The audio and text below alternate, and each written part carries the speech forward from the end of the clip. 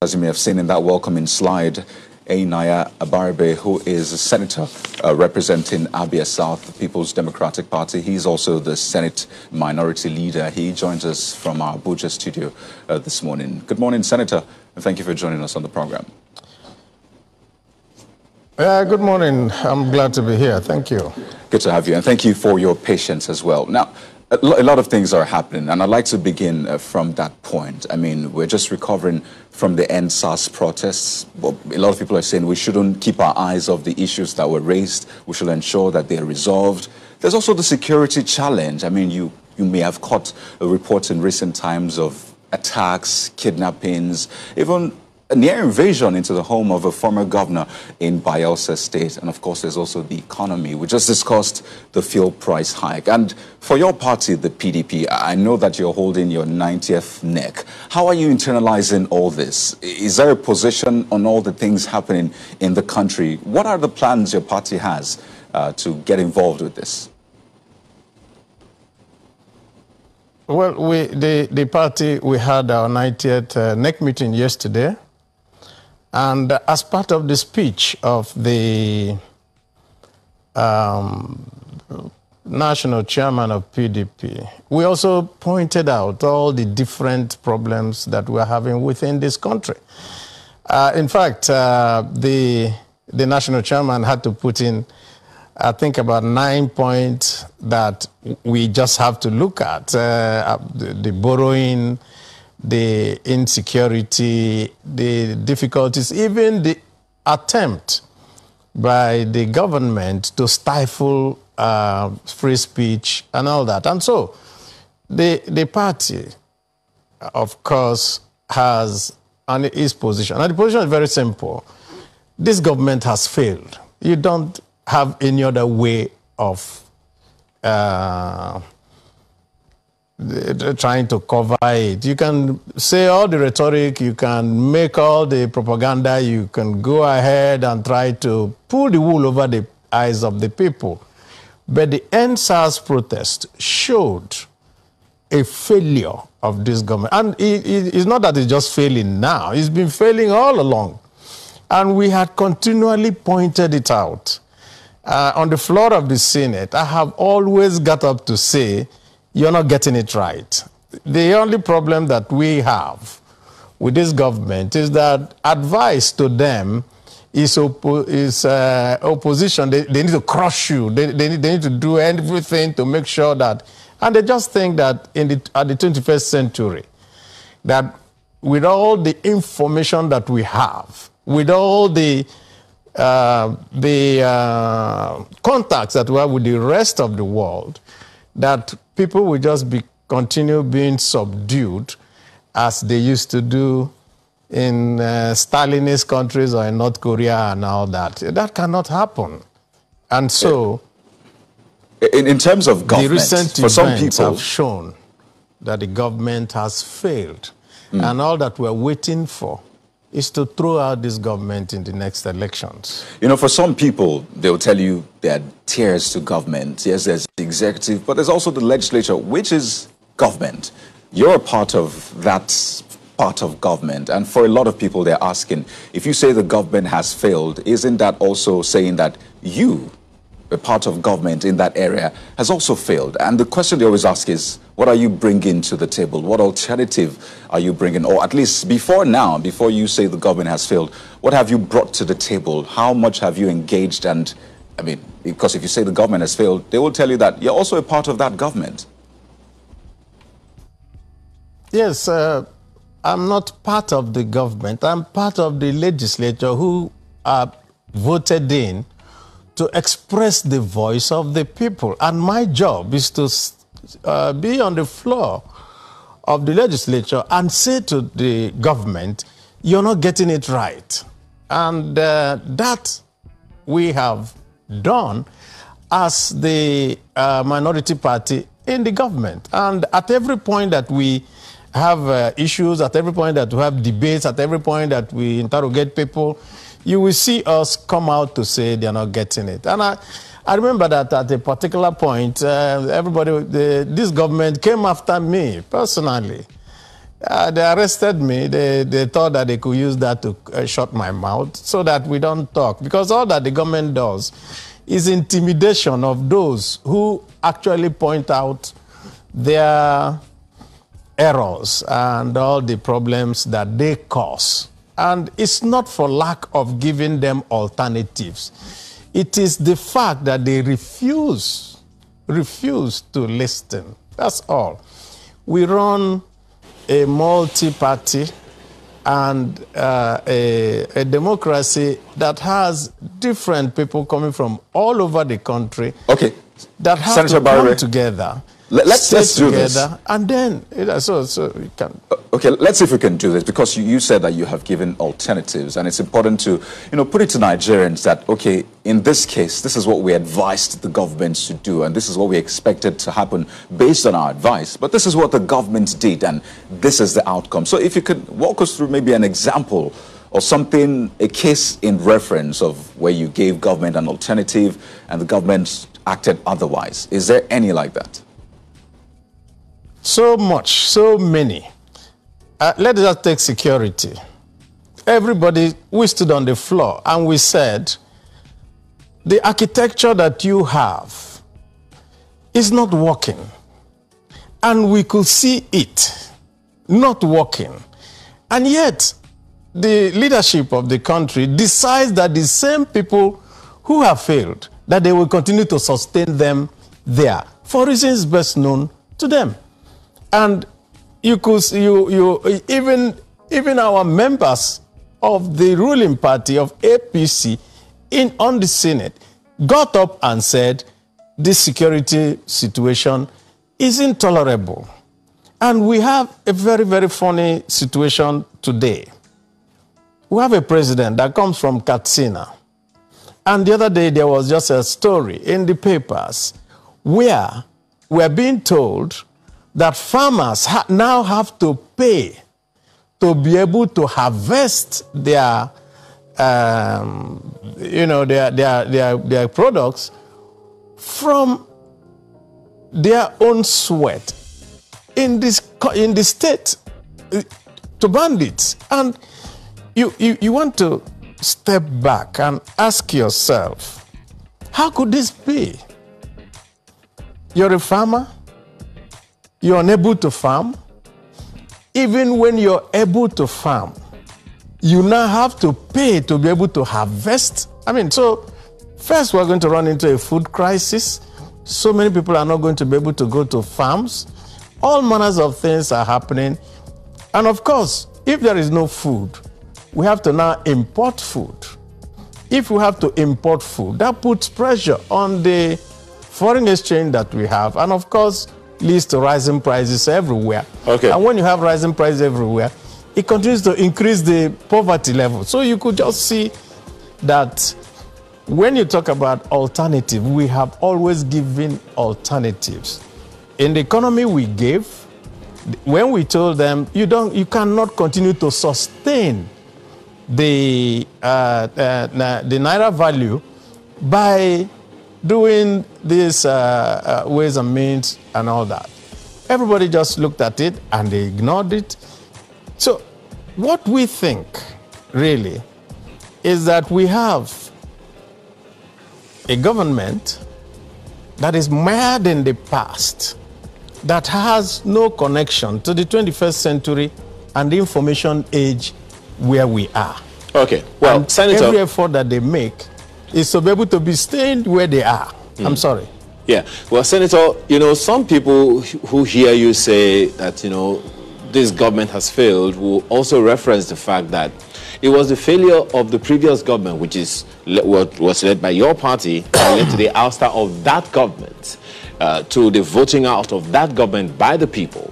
And consequently, they are wondering, when you say this government has failed, this government is an option to what they perceived as the failure of the government under your own party. And then when you also reference the example of the banditry happening in the home state of the president, they also reference the fact that in the region where the former president came from, Dr. Goodluck Jonathan, in his own region at the time, in the entire region, there was a lot of unrest under his watch as president. And, you know, perhaps all those things also culminated in what became the need for him, for that government under PDP, to be removed from office. So when you say this government has failed, the question then is, under your own party, the government also failed. How do you respond to them? I'm very happy that you're making a case for the government, but I can tell you that a case for government, I'm just making a comparison of what you said and what existed before. Okay, then so I can go ahead and tell you what you got was nothing but propaganda that was used in order to come into office, and everything was said, lies were told, and all manners of things were told, were pushed out to the public using this same social media that they want to stifle now. And of course, when you continue to put a narrative out, and we didn't want to do the same thing they are trying to do now by clamping down on people, some people, of course, will say, okay, let's see whether these people can do better. And I'm saying that is even worse. And you can take the statistic facts. You cannot run away from facts. Are we better off today than we were at that time? At that time, were we having problems in Katsina? Were we having problems in all the states in the north? Were we having problems in the middle belt? Were we having... So when you now say, oh, at that time, no. What is going on is simple. And I had said it on the floor of the Senate. And I said that those who live by propaganda will eventually regret it. And that is where we are today. You had used propaganda as a tool of coming into office. Now you can no longer use it again because the reality is facing everybody. And because the reality is facing everybody, they don't know what to do again, and so the next thing is repression. That's all that we're seeing today. And when you talk about what happened in the Niger Delta, of course, Niger Delta was boiling, and they were boiling because they could see the disparity and what was going on with what comes out of their own soil. And all that they wanted was justice and equity and a fair treatment for what comes out of their soil and what we now call resource control. That's all that they were doing. And when the government at that time under President Yar'Adua started to address these issues, you could see that there was a gradual reduction of what happened. But what do we have today? That's what we're asking. And until this government can come to grips with what they promised, that the only thing you can do is to say it has failed. All right. Well, Senator, you raised the issue of resource control and the number of people. That naturally brings up the issue of restructuring, which is being relatively thorny over the years.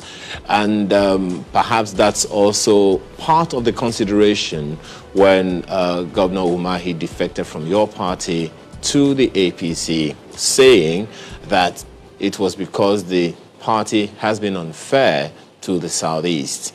Whether here or there, that issue of restructuring is most certainly something of significance to a number of people. To him, his own reaction would be to move into another party to try to bring, presidential recognition of sorts to the Southeast. How do you react to that?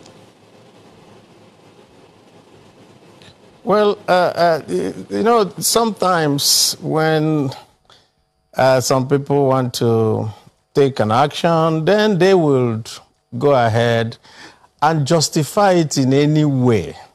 So what I think Governor Umahi was doing was hiding behind one finger. you know, sometimes we just look at it and we just shudder. Okay, let us assume that Governor Mahi is bringing the Southeast, as he says, into the mainstream, because that's what I heard yesterday. And then he's going to the mainstream. So what is the mainstream? The mainstream, is it the Aso Villa that belongs to all of us, that you cannot find a single person from the Southeast, except a photographer that is inside the Aso Villa? Before, every part of this country was represented in the Aso Villa. So when you want to do government business, sometimes government business is done from back channels. So you have a problem, or they want to do some consultation, you make a call into the villa, you call to your countryman and say, please, can you tell Oga this or that so that we can have this talk? There is none today inside the villa. There's one guy, his name is Sonny, I think he's a photographer there. None. So is Umahi going to talk to who? Okay, because he's governor, okay, so he can talk to chief of staff, he can go to see the president. But what about the rest of the... That is why you could see that his story continues changing. Oh, okay, I'm going to bring it to... Listen, let's put it this way. I am the minority leader of the Senate.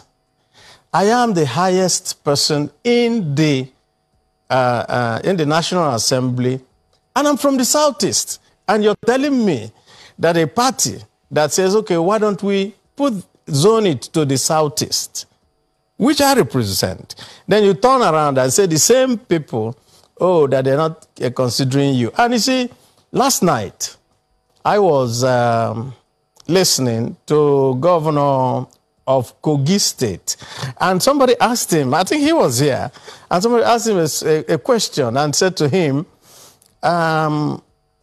so has your party, APC, zoned the president? No, we haven't. It's not time yet. So if APC says it's not time yet, how would Governor Mahi turn around and say it is PDP's time at the same time? So you could see that, like I said, you can move, you can go. We have seen people go. At a particular time when Akpabio was leaving, he said, oh, yeah, he will cause a tsunami. Well, he will do this, he will do that. Of course, he went and lost the election. And so, Umahi's movement will be gauged properly at the time that we're doing the next elections. Let us now see how he's going to take his state. His members in the National Assembly all said they're not going with him. And you could see that if you're a governor, then you have your senators in the 3 senatorial zones, then you have your members in all the House of Rep, the constituencies, and they tell you they're not going with you. It's only you that is going from up there. Of course, you will go with your commissioners and all that. You pay them, you have appointed them to office, so they don't matter, they don't count. What counts is actually the feeling of the people. You raised an issue. It is just another of those things that happen. You shouldn't put much value to it. In the next couple of weeks, we won't even remember. Right. Well, a lot of people think that was a huge loss for the PDP, but you raised an issue which I'd like you to just touch on again. You talked about having your statesman or your countryman, someone from your area, in the presidential villa, such that when you need to make contact, it's much easier. On one hand, do you think that is even right in the first place? Do you think that should be the mentality, having someone from my place to push me further just to reach the president? Shouldn't be just based on merit, having someone who is a Nigerian in the first place, who can... You understand what I'm saying? Don't you think that's a challenge? I need you to understand this. I need you to understand this. Governments work through formal channels and mostly back channels. that is why everywhere in the world, okay, so you're in the United States, let's just take that, and you need to reach the president. You'll be hearing what they're saying. Oh, you go to the son-in-law, you go to the his lawyer, Rudy Giuliani, you go to that. Let's see whether they can put a lot of people. That is statecraft. And statecraft means that when you know now need to use back channels, and I'll tell you how I say what I mean. If, for example, you need to make an appointment, what you do is to use all those back channels and now ask, does this person qualify? How do we do this? Is this right? Can we put this type of person? Those are the things that make government. But you know, see this government. Somebody wakes up and somebody is a friend. Just put him there. It don't matter whether he's going to be able to do the job, or she's going to be able to fit in, or pardon me. So you're saying that with the current back channel, you cannot remove back channels from the state. Right. So you're saying that with the current back channel, and it is very hard. I continue to tell you. Pardon me. And let me if I could just put this in, I just want to get this clear.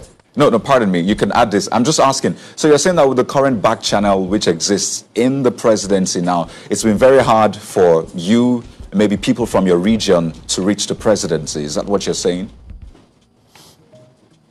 I'm saying, why do you think that people that have no place in government, in this government, like Daura and all that, matter?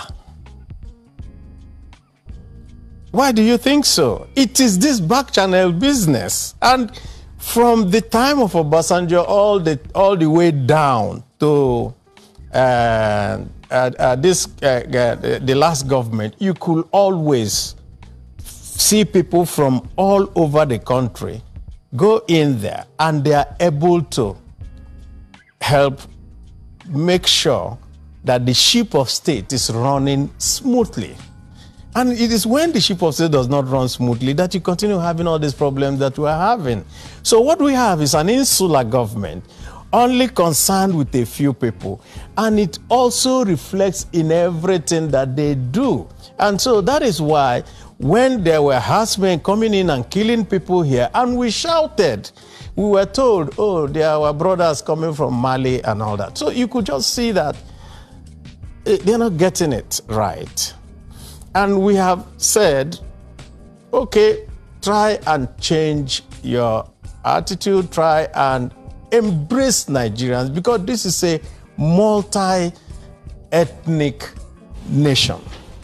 Senator Abaribe, you cannot run this nation on the basis that you only recognize one part of this country. You have raised a fundamental issue, and that's about the multi-ethnicity of Nigeria. But we'll go to a quick break now. And when we return, we'll try to look at some of these issues you've raised regarding the ethnicity, the Southeast agenda, if indeed there is one, and of course, 2023.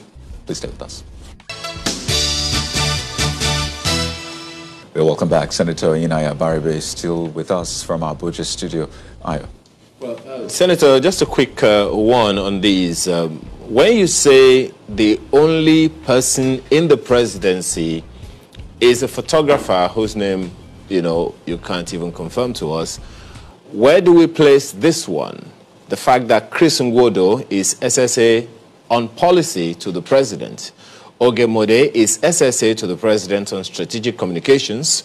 Uche Mazurike is SA to the president on communication. And Somkele Awa is also SA to the president on power. So if these men are in the presidency from the Southeast, what then is missing? Where are they? I just told you their offices. Where are they? Can you call them and tell them, please, can you tell the president A, B, or C? Is it the problem of being able to talk to the president or being in that office of president? I think, well, let's not just continue to, how do you put it now, split, stuff. Everybody knows, and I'm sure you do too, that we do not have anybody that you could say this is a proper person within that whole enclave called the villa. We used to, you could call Andy Uban, oh, you could, if you're from the north, you could call Haman Tuko. If you're from the west, I mean, we had access. We do not have access anymore. And I make bold to say, of course, you can have low-level people being appointed. What do they do that you can say that these people make a difference in our lives in the Southeast? But let's just leave all that aside and ask ourselves the question, which is the question that you brought out before. What is our fate as the Southeast within this polity? And you brought it out on the fact that you said, oh, the PDP as a government is unfair. And I'm throwing back at you and asking, in what way is the APC as a government fair? You can answer that question. Well, perhaps we will ask, fellow politicians like you. But, Senator, when we talk about, where the Southeast stands in Nigeria, there are a number of questions about that one as well. Of course, there's been calls over the years for an Igbo presidency, which is also valid, given that the last time we had anyone in the presidency in Nigeria who is from the Southeast, well, maybe the Second Republic Vice President and the First Republic President. But then in this Fourth Republic that we have had a good number of Southeast presidents of the Senate in the first part of the Fourth Republic. Look at what we have here. Between the Second, Third, and Fourth Republics, between 1999 and 2007, all the Senate presidents there are from the Southeast stock, and perhaps that's part of the political permutations that we have had in Nigeria. What, in your opinion, is an inhibition to a Southeast presidency in Nigeria? I think you just made our case that the PDP has been fair to the Southeast. And if you want the political to be permutations, you have to. Just a moment. You know that there is something that we have had over the years, Senator, which is the fact that we always have nationally among politicians. There is always that permutation that if the president is from this talk, the vice president is from this talk, the Senate president or the president of the Senate will be from this talk, and then the Speaker of the House of Representatives will also be from this region. That's what seems to have been the unwritten rule in our politics over the years. So perhaps that's what's responsible for that one. And it's not just a thing of the PDP, it's just a thing of Nigeria that we've had over the years. How do you respond to that? So that means, that's why I said that you're making our point. So you can no longer want to leave PDP and use the fact of unfairness of PDP as a reason for leaving. So you just made my point, and I'm saying this. What the Southeast wants, very simply, is that you can't run a country unjustly. We want justice, we want equity.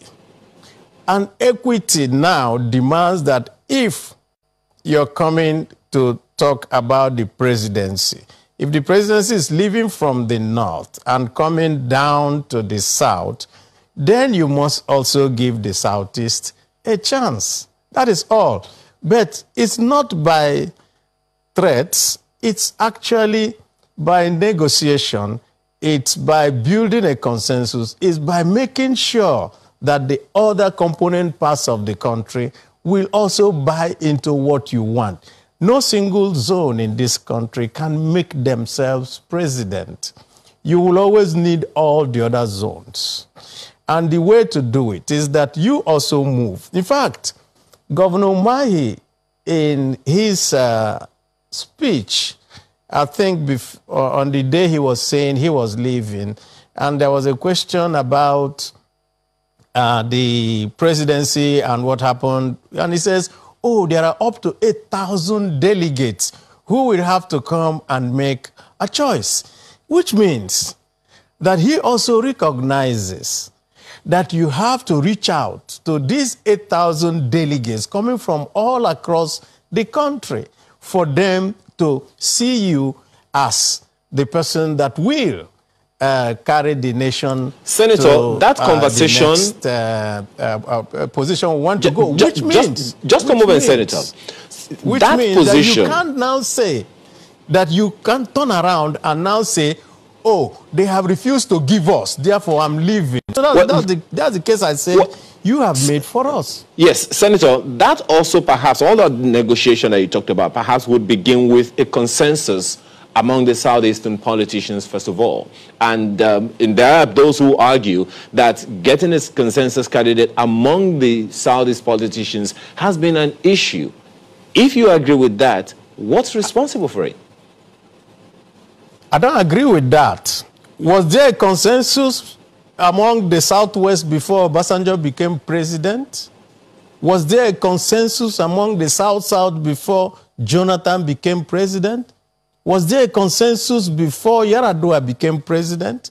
So why is it that when you come to the turn of the Southeast, you now give us a different level of engagement, a different standard? Oh, the Southeast must meet. We don't have to. We belong to different parties. Usually a consensus, Senator. It's usually a consensus among the politicians in the Southeast and not necessarily about Nigeria. It's first of all among the, I mean, correct me if I'm wrong, but it's probably first of all, it has to come from the politician, the stock of politicians in the Southeast that they will take to the party and say, this is our consensus person. I don't know, because I mean, I'm not a politician, but maybe you want to educate people so that they know how it runs. That way. Okay. Yeah, you're very wrong. It doesn't work that way. That's not how politics works. The politics doesn't say, oh, we'll all meet and say, okay, we bring out this person. No, that doesn't happen that way. You may just get there and everybody has also a stake. Now, what you do is that you meet each and every part and zone and say, our coming to be president will help you in ABC manner. And then you get their buy-in. Not that you will always say, oh, the whole Southeast will now say, okay, we pick a person and all of us are behind him. It doesn't happen anywhere. It never happened. In fact, when Obasanjo became president, the people from the Southwest didn't want him to be president. It was the rest of the country that voted him in. Well, Senator Abaribe, there's the elephant in the room, and I'd like you to address this. Maybe, again, clear the air on this, because clearly this is also coming up in the Southeast bid for presidency. Now, there are those who, pair the Southeast with calls for secession. In fact, I recall one of the presidents of the Arewa Youth Consultative Forum saying that, well, the Southeast can seek presidency, but they have to participate politically without threatening the unity of the country. So for a lot of people, they see the Southeast and say, well, there's always that call for secession, a call for self-determination and all that. How does this play out, really? I'd like to clear the air. Is there any correlation? What will the Southeast presidency look like? There's a call for secession in the Oduduwa Republic. Why is it that nobody is saying that that is a precondition for them to also aspire to the presidency like we have seen today? So why is it that the Southeast, because some people are agitating, there's even a call from some people in the North who said that they want to have the Arewa Republic. Nobody has said that. Why is the Southeast own different? Our own feeling from the Southeast is that at any point that these matters come up, we are being treated in a different manner. And that is why we have been agitating and saying, treat us equally. So if somebody from the Oduduwa in the West is saying that we're doing Oduduwa Republic, and you're not clamping down on him, you're not pushing them into jail. You're not trying to kill them. Why are you treating us differently if we say we also want our own republic? You have a right to say that. But does that mean that all of us have decided that we're going anywhere? And so you now put that in front and say, oh, we won't let you be president because you're talking about agitation. Why are we letting somebody from the Southwest be president? So you could see that that argument does not work at all. Right. So basically you're saying, I mean, they don't mix. The fact that the Southeast is going for presidency they don't mix. Does not mean. Listen, right. I have been here and I've spoken about this, and I can repeat what I said. And I said that part of the agitation is because of the unfair treatment that we're getting from the authorities of Nigeria. And part of the reason why it seems to have heightened is because this particular government has not paid any ear to what is being said by anybody. Rather, what the government does is to say, just go and kill them.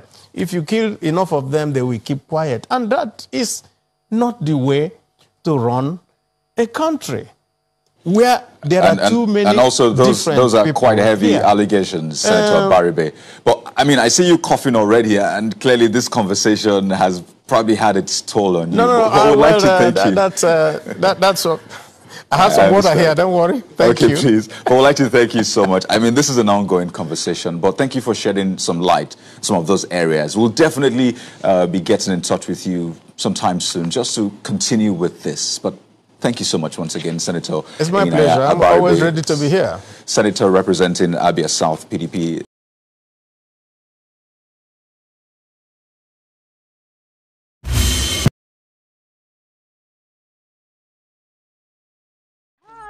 Welcome to my channel. If this is your first time or first day of coming across my YouTube channel or seeing my face, you are highly welcome. Herzlich willkommen zu meinem Kanal. My name is Linda Chukwuezi. It comes as Miguel. That red button that says subscribe, and you turn on the notification bell so that you'll be able to get information on the. Bis zum nächsten Video und einen schönen Tag. Tschüss. Tschüss. Bis man subscribe to Linda's TV show. What are you waiting for? Click on that red button that says subscribe. You turn on the notification bell so that you'll be getting more updates from me. Leave your comment down below and share this video with your friends, families, and colleagues until we meet again in my next video. Bye bye.